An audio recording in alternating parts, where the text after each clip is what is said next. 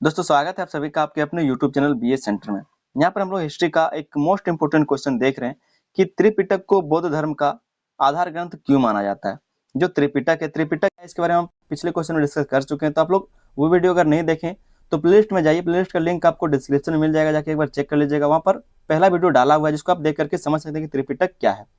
तो कहा जा रहा है कि त्रिपिटक का बौद्ध धर्म का आधार ग्रंथ क्यों माना जाता है। जो त्रिपिटक है उसको बौद्ध धर्म का आधार ग्रंथ क्यों माना जाता है।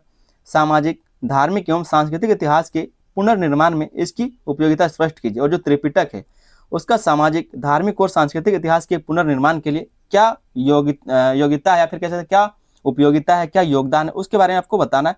ये भी आपका एक मोस्ट इंपोर्टेंट क्वेश्चन है AC1 के लिए। जो आपका हिस्ट्री AC1 है उसके लिए एक मोस्ट इंपोर्टेंट क्वेश्चन है। चलिए समझते हैं इस क्वेश्चन का आंसर को। चैनल पर दोस्तों है तो आप लोग चैनल को सब्सक्राइब जरूर कर लीजिएगा, ठीक है। चैनल को आप लोग सब्सक्राइब कीजिए। सबसे पहला काम आपका यही कि आप लोग चैनल को सब्सक्राइब कीजिए, क्योंकि वीडियो को बनाने में बहुत ज़्यादा मेहनत लगता है, टाइम लगता है। हम आपके पीछे टाइम दे रहे हैं तो आपका ये फर्ज बनता है कि आप लोग चैनल को सब्सक्राइब कीजिए, वीडियो को लाइक कीजिए और अपने दोस्तों में इसको शेयर भी कर देना है। साथ में आप लोग क्या करेंगे तो आप लोग अपना MDC पेपर को कमेंट करके बताइए, और आपका जो सेक पेपर है उसको आप कमेंट करके बताइए, ताकि जल्द से जल्द उसका भी तैयारी कराया जा सके, ठीक है। समझते हैं हम लोग इसकी भूमिका को। कहा जा रहा है कि त्रिपिटक बौद्ध धर्म का सबसे प्राचीन और प्रमाणिक ग्रंथ संग्रह है। त्रिपिटक ऐसा नहीं कि सिर्फ एक ग्रंथ है, बल्कि त्रिपिटक में 3 ग्रंथों का संग्रह है। पहला आपका विनय पिटक है, दूसरा आपका सूत्र पिटक और तीसरा आपका अभिधम पिटक। तो तीनों ग्रंथों का क्या है इसमें संग्रह है, और इसी को बोलते हैं त्रिपिटक, इसलिए इसका नाम भी त्रिपिटक दिया गया है। यही कहा जा रहा है कि त्रिपिटक बौद्ध धर्म का सबसे प्राचीन और प्रमाणिक ग्रंथ संग्रह है, जिसमें गौतम बुद्ध के उपदेश, संघ के नियम और दार्शनिक विचार संकलित हैं। और ये जो त्रिपिटक है इसमें गौतम बुद्ध के उपदेशों को रखा गया है, संघ के नियमों को रखा गया है और दार्शनिक विचारों को संकलित किया गया है। त्रि का अर्थ है 3 और पिटक का अर्थ है संग्रह या फिर टोकरी, ठीक है।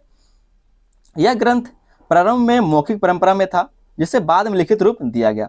पहले ये क्या है, तो हम पिछले क्वेश्चन में ये बात बता चुके थे आपको कि जो त्रिपिटक है ये हमेशा से लिखित रूप में नहीं था, पहले ये मौखिक रूप में था।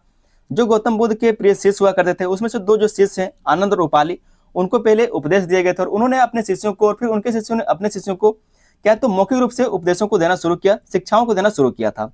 लेकिन आपको बताया कि जब अफरा तफरी हुआ था उसके बाद से जो ज्ञानी लोग उनका बिखरना शुरू हो गया था। वो लोग क्या तो धीरे धीरे बिखरने लगे थे, ठीक है। जिसके कारण क्या है कि अगर ज्ञानी लोग रहेंगे नहीं तो फिर शिक्षा कैसे दे पाएंगे लोग। तो जिसके कारण ऐसा महसूस किया गया कि ये चीज लिखित होना चाहिए, ताकि सभी लोग इसको अच्छे से समझ सके, पढ़ सके और जान सके, ठीक है। जो भी गौतम बुद्ध के उपदेश है वो सभी लोगों के पास पहुंच सके। इसके लिए क्या है तो इसको लिखा गया। और लिखा किसके द्वारा गया, तो कोई एक व्यक्ति नहीं जिसके द्वारा ये त्रिपिटक को लिखा गया हो। यह क्या है तो एक पूरे बौद्ध संघ के द्वारा लिखा गया था, ठीक है। जो श्रीलंका के बौद्ध भिक्षु थे उन्हीं के द्वारा इस चीज को लिखा गया था, त्रिपिटक को लिखा गया था। कोई एक व्यक्ति नहीं जिसके द्वारा ये त्रिपिटक लिखा गया हो। अगर कोई पूछता है कि त्रिपिटक का जो रचना किसने किया है, तो आप किसी एक का नाम मत लिख दीजिएगा, नहीं तो वो गलत हो जाएगा। किसी एक व्यक्ति ने इसका रचना नहीं किया है। आगे उसमें कहा जा रहा है कि इसी कारण त्रिपिटक को बौद्ध धर्म की मूल नींव और साथ ही प्राचीन भारतीय समाज, धर्म और संस्कृति को समझने का एक महत्वपूर्ण स्रोत माना जाता है। क्या कहा जा रहा है कि इसी कारण से जो त्रिपिटक है उसको बौद्ध धर्म का मूल नींव कहा जाता है, फाउंडेशन कहा जाता है, और साथ ही प्राचीन भारतीय समाज का, जो हमारा भारतीय समाज था प्राचीन टाइम में, उसका समाज के बारे में, धर्म के बारे में, संस्कृति को समझने का एक महत्वपूर्ण स्रोत इसको माना जाता है, जो हमारा त्रिपिटक है। इस चीज को हम आपको पिछले वीडियो में बता चुके हैं। आगे यहाँ पर हम लोग देखते हैं त्रिपिटक को बौद्ध धर्म का आधार ग्रंथ क्यों माना जाता है। जो त्रिपिटक है उसको बौद्ध धर्म का आधार ग्रंथ क्यों माना जाता है, इस चीज को यहाँ पर समझिए। पहला जो कारण है वो है बुद्ध के मूल उपदेशों का संग्रह, क्योंकि इसमें बुद्ध के जो गौतम बुद्ध है उनके सारे मूल उपदेशों का संग्रह मिलता है त्रिपिटक में, जिसके कारण इसको बौद्ध धर्म का आधार ग्रंथ माना जाता है त्रिपिटक को, ठीक है। पहला पॉइंट आप लोग क्या लिखेंगे कि बुद्ध के मूल उपदेशों का यहाँ पर संग्रह देखने को मिलता है। त्रिपिटक में सीधे गौतम बुद्ध के विचार और शिक्षाएं संकलित हैं। सीधे का मतलब ऐसा नहीं कि इन्होंने अपने हाथ से लिखा हो या फिर अपने खुद से बताया, बल्कि क्या इनके द्वारा जो अपने शिष्यों को उपदेश दिए गए थे उनके उपदेशों को अपने शिष्यों में, जो इनके शिष्य थे वो उन्होंने अपने शिष्यों को पढ़ाया, बताया, ठीक है। तो इस तरह से जो इनके डायरेक्ट उपदेश थे उनको शिक्षाओं को यहाँ पर संकलित किया गया है, ठीक है। वही कहा जा रहा है कि त्रिपिटक में सीधे गौतम बुद्ध के विचार और शिक्षाएं संकलित हैं, जैसे कि 4 आर्य सत्य हैं, अष्टांगिक मार्ग है, ठीक है, अष्टांगिक मार्ग है आपका, मध्यम मार्ग आदि। इसलिए यह बौद्ध धर्म के मूल सिद्धांतों का सबसे प्रमाणिक स्रोत है। इसलिए कहा जा रहा है कि यह बौद्ध धर्म के मूल सिद्धांतों का सबसे प्रमाणिक स्रोत माना जाता है, और इसीलिए इसको बौद्ध धर्म के आधार ग्रंथ के रूप में माना जाता है, जो आपका त्रिपिटक है। दूसरा जो कारण है वो है संघ के नियमों का आधार। इसमें संघ के नियमों का आधार भी दिया गया है कि जो संघ है, जो बौद्ध भिक्षु भिक्षुनियां है, वो कैसे रहेंगे, उसमें अनुशासन कैसा रहेगा, अगर कोई गलती करता है तो उसमें क्या दंड देना है, इन सारी चीजों के बारे में यहाँ पर लिखा गया था। विनय पिटक में भिक्षुओं और भिक्षुनियों के लिए आचार संहिता दी गई, मतलब कैसे उनको रहना, तरीका बताया गया, ठीक है, नियम बताए गए। इसमें बौद्ध संघ का संचालन होता है। इसमें क्या है, तो बौद्ध संघ का संचालन होता है। जो आपका विनय पिटक है, इसमें बौद्ध संघ का संचालन होता है। बिना इन नियमों के संघ व्यवस्थित रूप से नहीं चल सकता, और बिना इनके नियमों के क्या है, तो जो बौद्ध संघ है वो व्यवस्थित रूप से नहीं चल सकता था। इसलिए यह धर्म की व्यवहारिक नींव है। कहा जा रहा है कि इसलिए क्या है, तो ये व्यवहारिक नींव है धर्म के लिए। तो इसमें क्या कहा गया, संघ के नियमों का आधार भी दिया गया है। तीसरा जो यहाँ पर हम लोग कारण देखेंगे वो है धर्म और दर्शन का पूर्ण विकास। धर्म और दर्शन का यहाँ पर पूर्ण विकास किया गया, जो आपका त्रिपिटक है, जिसके कारण इसको बौद्ध धर्म का आधार ग्रंथ माना जाता है। त्रिपिटक में केवल उपदेश नहीं है, बल्कि उनका दार्शनिक विश्लेषण भी मिलता है। इससे बौद्ध धर्म एक पूर्ण विकसित दर्शन के रूप में सामने आता है। ठीक है, कहा जा रहा है कि जो त्रिपिटक है वो केवल उपदेश नहीं है, मतलब ऐसा नहीं कि सिर्फ लिख दिया गया या फिर बता दिया कि ऐसा करना चाहिए वैसा करना चाहिए, ठीक है, यहाँ तक सीमित नहीं, बल्कि उनका दार्शनिक विश्लेषण भी मिलता है। उसको क्या है, तो दार्शनिक विश्लेषण मतलब उसका कह सकते हैं बहुत ही गहराई से उसका विश्लेषण भी किया गया है। इससे बौद्ध धर्म एक पूर्ण विकसित दर्शन के रूप में सामने आता है। तो ये भी एक कारण है। चौथा जहाँ पर हम लोग कारण देखेंगे, बौद्ध धर्म का ये जो त्रिपिटक है, बौद्ध धर्म का जो आधार ग्रंथ के रूप में इसको माना जाता है। इसका चौथा जो कारण वो है सभी बौद्ध परंपराओं का आधार। जितने भी बौद्ध परंपराएं, जितने भी नियम है, सभी का आधार कौन है, त्रिपिटक है। चाहे हीनयान हो या फिर महायान हो, सभी बौद्ध परंपराएं त्रिपिटक को मूल आधार मानती हैं। इसलिए यह पूरे बौद्ध धर्म का साझा ग्रंथ है। जितने भी नियम हैं, जितने भी कानून हैं, जितने भी तरीके हैं, जितने भी नियम हैं, सारे कहाँ से आते हैं, तो त्रिपिटक से आते हैं। चाहे आप हीनयान के हो, चाहे आप महायान के हो, ठीक है, क्योंकि आपको पता है कि जो बौद्ध धर्म दो भागों में बटा हुआ है, क्या आपका हीनयान और दूसरा महायान।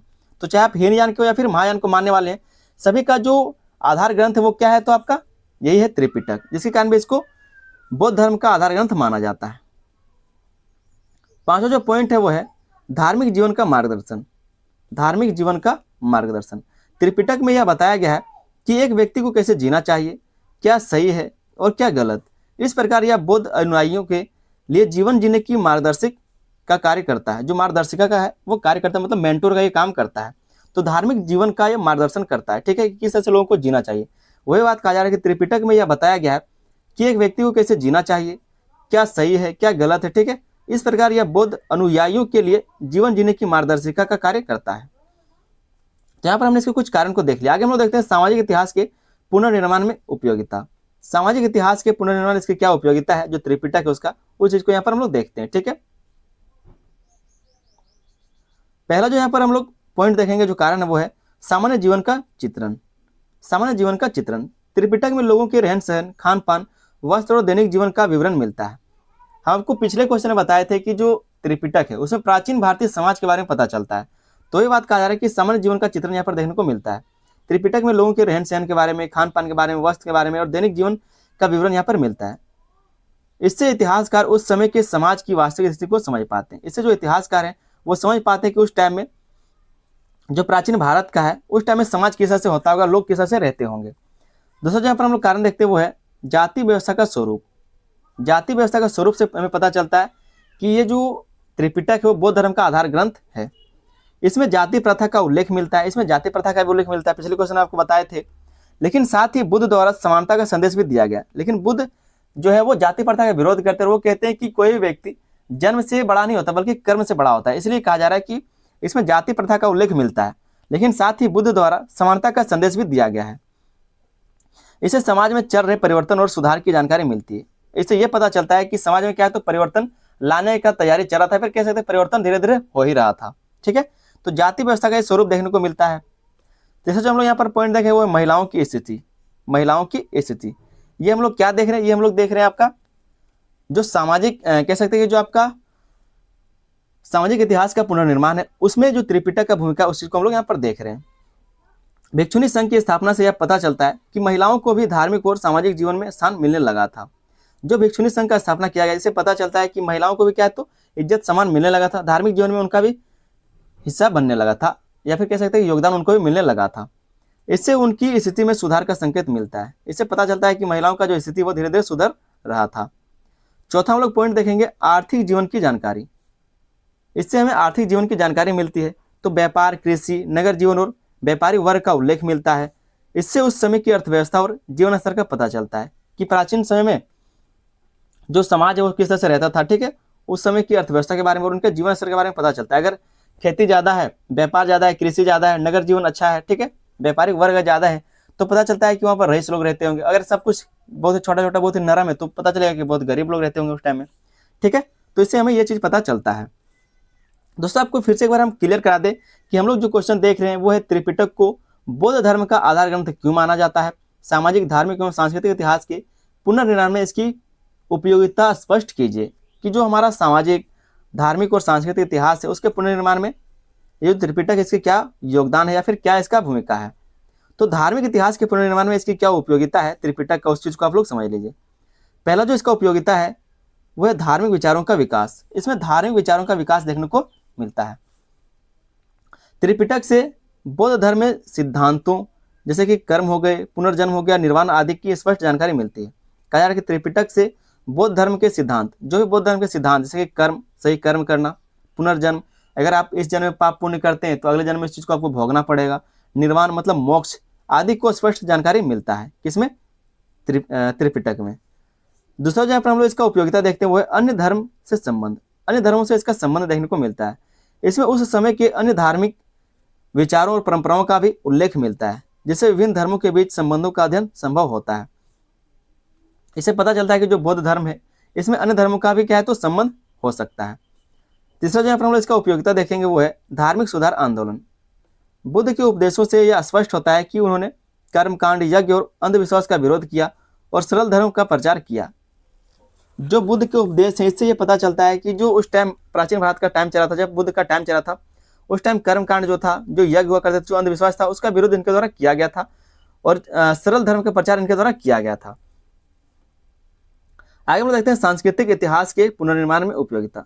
सांस्कृतिक इतिहास के पुनर्निर्माण में क्या उपयोगिता है उसको समझते हैं। ठीक है, पहला हम लोग देखते हैं भाषा और साहित्य का विकास। भाषा और साहित्य का विकास, ठीक है, भाषा और साहित्य का यहाँ पर विकास देखने को मिलता है।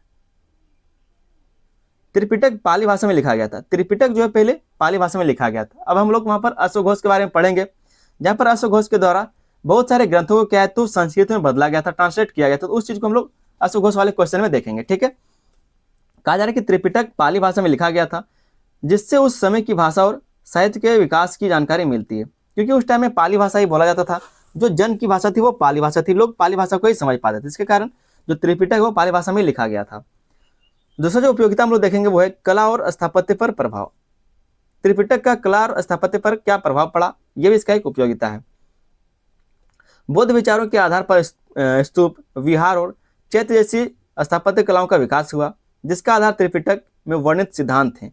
मतलब ये सब हम लोग क्या देख रहे थे, ये सब हम लोग देख रहे हैं कि आज का जो इतिहास है, मतलब पहले का जो इतिहास था उसका पुनर्निर्माण, मतलब उसी चीज को दोहराने के लिए जो त्रिपिटक हमारे में क्या भूमिका निभाता है या फिर क्या इसकी उपयोगिता होती है। ठीक है, तीसरा पॉइंट है यहाँ पर नैतिक और सांस्कृतिक मूल्य। इसमें अहिंसा, करुणा, सत्य और सदाचार जैसे मूल्यों पर बल दिया गया है, जो उस समय की संस्कृति को दर्शाते हैं। उस टाइम में किस संस्कृति थी उसके बारे में ये बताता है। चौथा जहाँ पर उपयोगिता देखने को मिलता है वो शिक्षा और परंपरा। ठीक है, बौद्ध मठ शिक्षा के केंद्र थे, जहाँ त्रिपिटक के आधार पर शिक्षा दी जाती थी। जो त्रिपिटक का आधार के पर क्या तो शिक्षा दिया जाता था। इसे शिक्षा प्रणाली और सांस्कृतिक परंपराओं का ज्ञान मिलता है। तो यहाँ पर हमने क्या समझ लिया, जो आपका त्रिपिटक है उसको बौद्ध धर्म का आधार ग्रंथ क्यों माना जाता है, उसके कारणों को हमने देख लिया। सबसे पहले हमने उसके कारण को समझा था और आगे हमने फिर सामाजिक, धार्मिक एवं सांस्कृतिक इतिहास के पुनर्निर्माण में जो त्रिपिटक है इसका क्या उपयोगिता है उसके बारे में हमने समझ लिया। आगे के दोस्तों छोटा सा निष्कर्ष लिखा है उसको हम लोग समझ लेते हैं। ठीक है, छोटा सा निष्कर्ष लिखा है उसको समझते हैं। कहा जा रहा है कि त्रिपिटक बौद्ध धर्म का आधार ग्रंथ है, क्योंकि इसमें धर्म के सिद्धांत, नियम और दर्शन का पूर्ण स्वरूप मिलता है। साथ ही यह प्राचीन भारतीय समाज, धर्म और संस्कृति के पुनर्निर्माण में अत्यंत महत्वपूर्ण भूमिका निभाता है। इसलिए इतिहासकारों के लिए त्रिपिटक केवल धार्मिक ग्रंथ नहीं बल्कि एक बहुआयामी ऐतिहासिक स्रोत है, जो प्राचीन भारत की संपूर्ण झलक प्रस्तुत करता है। समझ में आया? तो हमने पहले यहाँ पर इसके कारण को देख लिया। ठीक है, जो आपका बौद्ध ग्रंथ है, बौद्ध ग्रंथ में जो त्रिपिटक है उसको बौद्ध धर्म का आधार ग्रंथ क्यों माना जाता है, इसके पहले हमने कारणों को समझ लिया। उसके बाद जो भी इसके सांस्कृतिक, धार्मिक और जो सामाजिक कह सकते हैं जो इतिहास है, उसमें त्रिपिटक का क्या भूमिका है, क्या उपयोगिता है, उस चीज को हमने समझ लिया। तो ये आपके क्वेश्चन में पूछा गया था कि त्रिपिटक को बौद्ध धर्म का आधार ग्रंथ क्यों माना जाता है। सामाजिक, धार्मिक एवं सांस्कृतिक इतिहास के पुनर्निर्माण में, मतलब जो इतिहास पहले से था, जो सामाजिक, धार्मिक, सांस्कृतिक इतिहास पहले था, उसको फिर से पुनर्निर्माण करने के लिए त्रिपिटक का क्या भूमिका है, क्या उपयोगिता है, उसको स्पष्ट करने के लिए कहा गया था। तो हमने यहाँ पर इसके कारण को देख लिया कि त्रिपिटक को बौद्ध धर्म का आधार ग्रंथ क्यों कहा जाता है। ठीक है, सारे कारणों को यहाँ पर हमने समझ लिया। आगे हमने सामाजिक इतिहास में पुनर्निर्माण में इसकी क्या उपयोगिता है उसको भी समझ लिया। ठीक है, तो उम्मीद करते हैं क्वेश्चन का आंसर आपको समझ में आ गया होगा। दोस्तों, चैनल पर नए तो आप लोग चैनल को सब्सक्राइब जरूर कर लीजिएगा। वीडियो पसंद आए तो वीडियो को लाइक कर दीजिए और अपने दोस्तों में इसको शेयर भी कर देना है।